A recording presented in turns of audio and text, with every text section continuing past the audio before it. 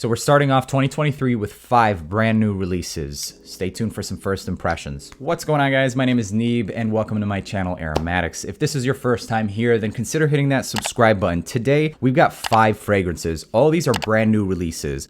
All these are actually designers as well, but what we're gonna do is go into each one of these fragrances. I'm gonna give you guys my honest impression, no sugarcoating, nothing, okay? I don't think I'm gonna go into any of the notes until later on in the dry down. I just don't really wanna sway my opinion. Some of these are pretty talked about in the fragrance community, and some of these are really flying under the radar. Specifically, one that I've been really curious about is Carolina Herrera's Bad Boy Extreme. Shout out to Randy over at Fragrance Dude. If you don't know about his channel, then check him out, Fragrance Dude. So Bad Boy Extreme is obviously an extreme version of the Bad Boy, the original one from Carolina Herrera. That fragrance was pretty decent in my opinion, but it's pretty mass appealing and generic. This one, however, rumors are saying that it's amplified a little bit more on the chocolate notes, and that really does sound good to me. The other one that I'm pretty interested about is the Gentleman's Society. The only thing that I did note about this fragrance is that the perfumers for this fragrance have not made anything for Givenchy. So this might steer away from some of the traditional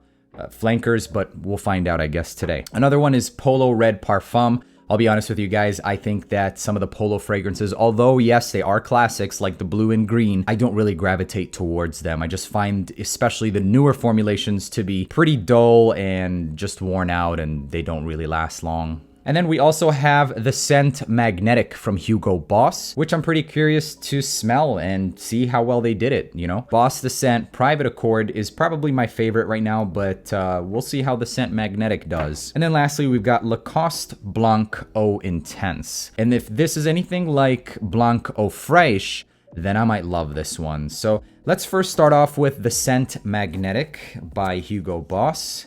And then we'll get into some of the notes later on. So here we go, guys. This is the first time. I am very curious to see what the heck they did here. Here we go. All right, this is pretty sweet. This is different. This is decent. I can still smell that Maninka fruit. I mean, talk about staying true to the original. This has a Maninka fruit. It's pretty sweet. I want to say it's bubblegummy. So my first impression on this is that it takes the original Boss scent with that Maninka fruit and adds a more current mass appeal. So that bubblegummy vibe that everybody's like been raving about for the last 5 years, they just now decided to bubblegum it up. Not bad. I'm not crazy about it. It does smell like the Boss. I mean, it smells like Boss fragrances, that's for sure. So you have that Maninka fruit and it is bubblegummy sweet. So far, if I had to give this a rating out of 10, first impression only, this is probably one of my favorite ones from Boss. But I don't know if it beats Private Accord, honestly. I enjoy the cacao vibes in Private Accord, and although this is sweet, it's not as sexy as Private Accord, or at least what I find it to be. So I'd probably give that around a 6.5 or a 7 out of 10. So we'll let that one dry down and we'll move on to the next one. This next fragrance is Polo Red Parfum. Damn it, Randy. These electrical tapes are definitely did the job. They definitely did the job. All right, so the next one is Polo Red Parfum. Let's check it out. I'll be honest with you guys, I don't have many hopes for Polo, honestly, but let's see, man. Let's see. So I'm gonna go into this with 0 expectations. Let's go. Wow. Wow, I am impressed. This is bubblegummy sweet as well, but there's something crystallized in here. I am pretty damn impressed. I am very impressed. This is a Polo fragrance for the first time in a long time. I really enjoy this. Think of those sugar rock candies, the one that you can get on like the little piece of wood and they're just like sugar crystals and they look like gemstones. That's kind of what I'm getting with this. Very sweet, and there is some kind of fruity notes in this. So think of like a bubblegummy fruity sugar crystal candy. This smells really nice. I can already tell you guys that this is my favorite Polo for sure. This to me is better than Ralph's Club for sure. Now, although it is bubblegummy, it is still pretty unique. There are some factors here that aren't that common. I lit up almost instantly when I smelled this. That opening was fantastic, fantastic. If I had to rate this, man, I'd give it a 9 right now. I still have to wear these, man. I will be putting these on skin and on clothing and then give you guys a full review of each one of these. For right now, Polo Red Parfum. Wow, 9 out of 10. That's a pretty high score. The next one we're gonna go into is gonna be Givenchy's Gentleman's Society. So So Gentleman's Society, like I said, y'all, is one of the flankers, or a new fragrance rather, that the perfumers haven't made anything for Givenchy. And I really don't know what to expect with this. You know, Gentleman, Givenchy, some of their line has that lipstick or buttery iris makeup bag type of vibe. I don't know what to expect. I don't know if I'm expecting some kind of makeup, or is this going to be just a generic freshie, or let's friggin' find out. Okay, I can smell this already. This is different. Now I got something right on the top that smelled a little bit like Play-Doh. And I was a bit excited because I thought, maybe they did use some iris or something like that for this fragrance, but that kind of quickly dissipated. But I don't want to say that it completely dissipated. I think it's just very, very, phased out in the backbone of this fragrance. But no, even then, there isn't much of it. It really did open up with a little bit of a Play-Doh vibe, but then I'm starting to get something herbal. Not very much sweet, herbal, maybe woody. I don't know how I feel about this one. It's not bad by any means, but I just don't think I'm that moved. I feel like there is a heavy dose of sage in this fragrance. It almost smells like tea, like sage tea. There's absolutely something woody here. There's something woody, there's something oriental, and there's something herbal. So that's what I think this fragrance is really doing, is something oriental. It did open up with a touch of like some kind of Play-Doh, but I think that's just my mind playing games on me, especially since I was already expecting some iris. But mostly what I'm getting is like that oriental vibe with definitely there's an herbal sage tea. I'm willing to put money that there's sage in this fragrance. And then there's a dry woody note in here, which I can't really figure out what it is. And it does have a bit of sweetness, but I'm not sure whether or not this would have vanilla in it. So far, I'm not really that moved by it. The Hugo Boss didn't really move me that much, and just because I'm so used to the Boss scent, and I'm honestly like that Maninka fruit is just, I think it's just, if you like the Boss, then you're probably going to really enjoy this one, but it still has that very similar Maninka fruit, nothing new whatsoever, so it was pretty dull. But Gentleman's Society is something a bit newer, but very simple almost. I want to say it's kind of simple, but at the same time, it is, I don't know if it's more interesting, honestly. I don't find this as interesting as the Boss. I'm going to be honest with you guys. This seems like it's going to fade away very fast. I don't think that this one's going to last very long. So I'll put this right under the Boss Hugo Boss Magnetic, just because I think that this isn't going to last nearly as long as Boss. So if I put Boss at 6.5 to a 7, I'll probably put this at a 6. I'm being honest. It opened up pretty promising, but then as it started to develop a little bit, it really did lose my attention. So the next fragrance we're going to go into, high hopes for this one, and this is Bad Boy Extreme. Very high hopes for this. Let's check it out. Bad Boy by Carolina Herrera is not a bad line. The original one is, I think it's okay. I have Le Parfum, and I just found that one to be the most interesting because of their use of the hemp note. Granted, who the heck wants to smell like hemp? It's more of like a, just artistic more than anything. But this one, they say, is supposed to be a bit more gourmand, have a bit more chocolate, and be sweeter. So let's see. Let's check it out. I can smell it already. This is pretty damn strong. So here we go. There is 100% the original DNA in here. 100% the original DNA is here, almost more than I expected. Way more than I expected. The original DNA is in here a lot more than I expected and had hoped it to be. It definitely does have more emphasis on the chocolate than the original though. It almost smells like they took the identical formulation and legitimately just amplified the drops of the cacao note. And probably the vanilla as well, but it smells almost identical to the original if memory serves me correct.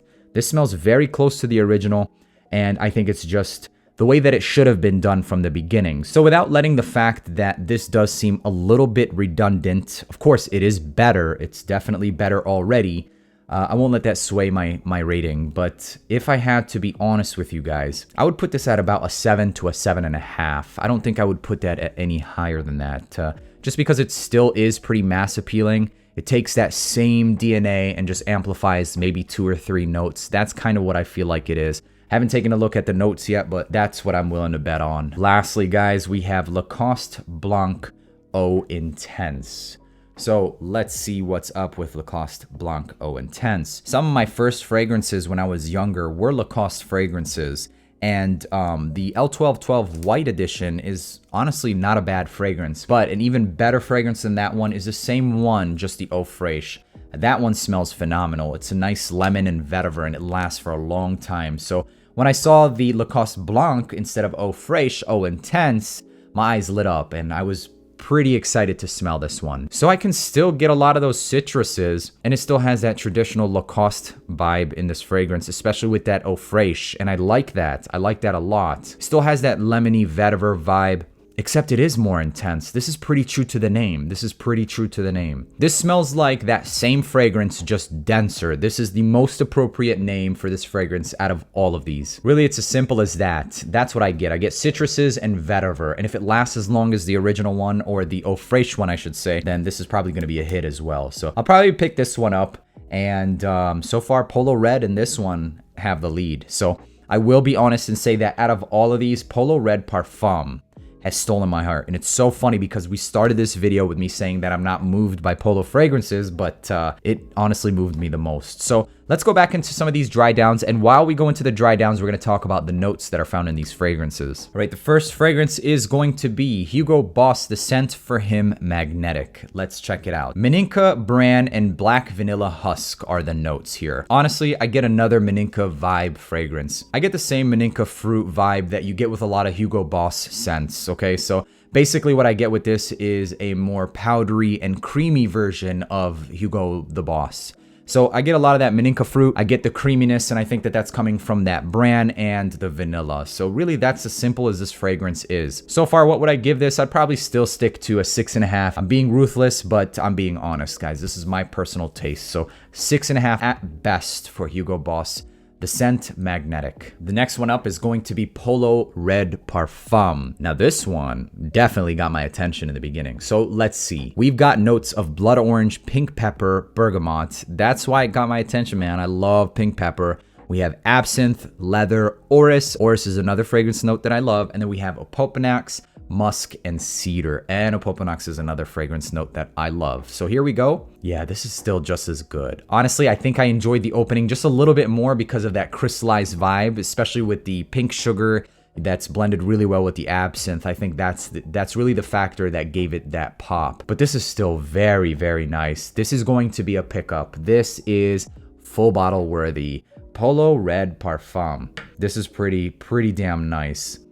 One thing I will say is that I was hoping it would be a bit stronger on the tester strip. It has kind of faded away a little bit more than I wanted it to, but let's be real. These are tester strips. So let's see. This one has moved me enough to spray this on skin. So I'm going to spray it on skin, and then by the end of this video, we'll see if it's still there. Let's check out the opening on skin, see if I get anything different. Oh yeah, it's just as good. Man, this is really nice. You get a lot of that blood orange for sure. Citruses, almost a cherry vibe, not really that heavy. It's not a cherry fragrance, but it's orange, cherry undertones. There's a nice cooling, refreshing vibe from the absinthe that gives you this nice spice kick because it's combined with that beautiful pink pepper. And then you get the lavender and some of that orris. This is buttery, it's crystallized, it's sweet, it's perfect, man. I really enjoy this one. And honestly, I think that this is probably going to be office safe as well. A bit sweeter than most of your office fragrances. And honestly, I think that this one's going to be sexy enough to wear on a date, or even like mass appealing enough to wear to the office. So this is going to be like a pretty utilitarian fragrance. Really damn nice, really damn nice. I'm going to stick to my rating of like a 9 for that one. And now it's time for Gentleman's Society's Dry Down. Let's check it out. And we're going to look at some of the notes. So we do have some sage in here. There's cardamom at the top as well. There's narcissus, and then there are some vetivers in here. Vanilla and Palo Santo and cedar. Is there Palo Santo in here? There is, but it's funny that it's used as a base because it's really not that strong. Palo Santo is pretty unique, and I find Palo Santo to be one of the brighter woodsy notes. And sometimes it does have some like citrusy undertones. Palo Santo is used as incense and all that good stuff, but I really didn't get too much of it. But it does make sense because this is a designer fragrance, and what they're going to do is use notes in a more mass appealing way. They're not really going to concentrate something so that it's polarizing.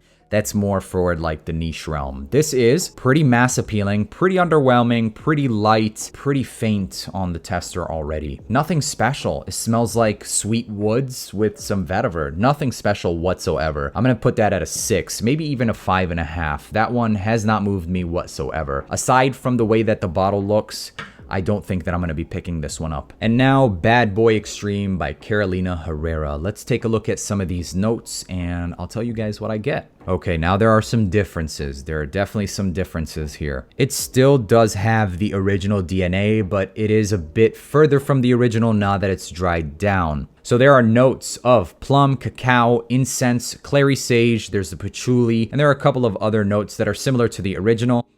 I see that there's Olibanum, Opopanax, Divana, quite a few new notes, but to be honest with you guys, it still does remind me of the original. This, if I had to pick between the original and this, I'll go for this any day of the week. For a designer fragrance, this is actually pretty good. This is actually pretty good. I would say that this is my favorite from the Carolina Herrera Bad Boy line, for sure. This is the best one of the line. Very nice take on cacao. You don't really get too much of the incense. It's nice, it's warm, it's resinous. It still does maintain some of that original DNA, but much sexier, much darker. So for a designer release, I'm gonna up this one up a little bit just because it's still pretty strong on tester strip and it has developed and changed. So I'll put this at about an 8. I think that this is pretty damn nice. The quality of this fragrance is pretty high. I can tell that they definitely blended this pretty well, and the fact that it's changed and stayed just as strong, I think this is worth the money. 8 out of 10 for this one. So far, I know that I'm picking up a couple of bottles. I know for a fact that I'm picking up Polo Red Parfum. I'm gonna be debating on whether or not I wanna pick up Bad Boy Extreme. I'm not sure if I really wanna pick that one up. I know that I'm not gonna be picking up the scent Magnetic. There's nothing against that fragrance. I'm just not really moved by that Maninka fruit DNA. And Gentleman's Society, I'll be giving this a full wear. I haven't given up on any of these. I will still wear even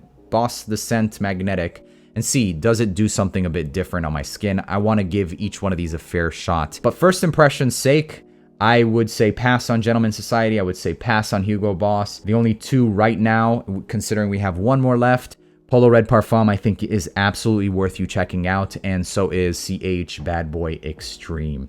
The Scent Magnetic is okay. That's all I'm going to leave it at. Gentleman's Society, underwhelming. But I think that if you're looking for a simple woodsy fragrance, that's going to please some of you who are looking for simple, woody, and sweet. But one of the reasons why I give it a lower rating is because of the way that it seems like it's going to perform. If this one performs, then it'll probably go up. It'll probably go up because the scent itself is pretty nice. The scent itself, I would give around an 8.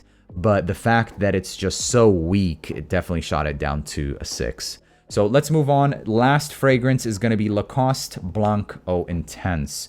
High hopes for this one. It opened up a bit similar to the way that I remember Eau Fraiche to open up as, and that's not a bad thing at all. So let's see if the dry down is anything like the first impression. This is much spicier. The citruses are a bit denser, and that's because there's mandarin orange here. And that spice is quite different because of the fact that they use turmeric. And I'll be honest, I can smell the turmeric, but it's used pretty well. You would think who would want to smell like turmeric, but no, they blended this one really nice. I actually enjoy this one a lot. There's notes of cardamom, lavender, and clary sage in the mid, and then we do have that leather, sandalwood, and vetiver in the base. So it still does give me that predominantly citrus and vetiver based fragrance, but there are a lot of notes around this that I think make this a bit more interesting. There is a more of a spiciness from that turmeric. You don't really get too much of an oriental vibe from the cardamom. You might get like a haze of it, nothing crazy. The sage and lavender do make this a bit more aromatic, and then there is that leather in the base. The leather isn't your typical leather. It's like fresh, but then there is that smoothness that comes from the leather and also the sandalwood. But I don't think that this is really a creamy fragrance per se. I think that the sandalwood just does a really good job at refining any of the spices in this fragrance. Am I gonna pick this up? Honestly, I'll be real with you guys, probably not. And the reason that I'm not going to be picking this up, because I think about the uses,